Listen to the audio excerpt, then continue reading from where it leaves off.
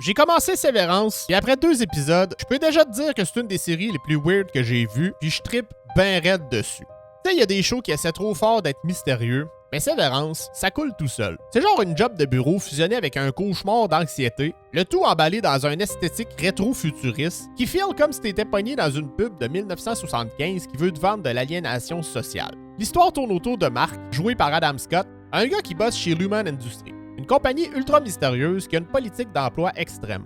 Les employés qui travaillent dans le département Macro Data Refinement, ouais, je sais pas plus que toi encore ce que ça veut dire, ils ont subi une procédure de sévérance. Leur cerveau est splitté en deux. Il y a une version 2 qui vit sa vie normale à l'extérieur, puis une autre qui existe juste dans le boulot. Ces deux versions-là, appelées des innies au travail puis des outies dans la vie extérieure, ils savent absolument rien de l'autre. Genre, tu commences ta job le matin, pouf, t'es direct rendu à sortir le soir sans avoir aucun souvenir de ta journée, puis ton innie, lui, il est pogné toute sa vie à faire une job qu'il comprend pas, dans un bureau liminal avec des néons qui buzzent.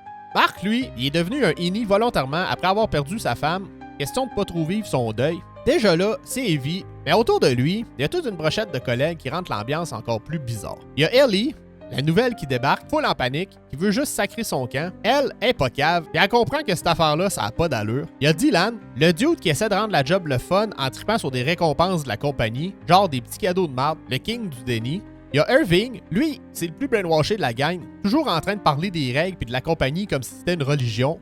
Mais on sent que ça va péter. Puis t'as Mademoiselle Cobell, la boss weird. Elle a un regard qui te scrute comme si elle savait que t'allais trahir l'entreprise, même quand t'as rien fait. Puis en plus, elle stalk Mark dans sa vraie vie. Pourquoi?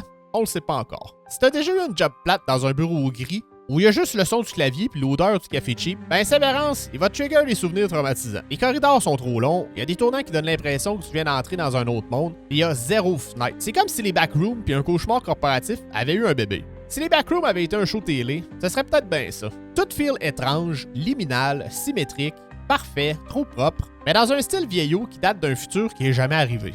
Puis la musique, c'est une solide soundtrack anxiogène. Des petits bruits de piano répétitifs qui te grugent le cerveau pendant que les personnages fixent le vide en se demandant ce qui se passe. Ça donne un feeling de solitude intense, comme si tout le monde était un petit rat de laboratoire dans un labyrinthe sans sortie. Parce que t'as pas juste envie de savoir ce qui se passe dans l'entreprise, t'as envie de comprendre pourquoi quelqu'un accepterait de se faire splitter en deux de même. C'est un peu comme une secte. Au début, ça a l'air juste creepy, mais plus tu creuses, plus tu vois que c'est vraiment weird. Après 2 épisodes, une chose est sûre, soit Severance va devenir une des meilleures séries que j'ai jamais écoutées, soit ça va me rendre parano à vie, aussitôt que je commence à voir des open space un peu trop bien rangés. Mais pour l'instant, j'ai vraiment hâte de savoir ce qui se cache derrière ces maudits bureaux blancs. Il y a 2 saisons disponibles sur Apple puis Prime, puis jusqu'à maintenant, j'y donne un solide 9.5 sur 10. C'est ça. Bye.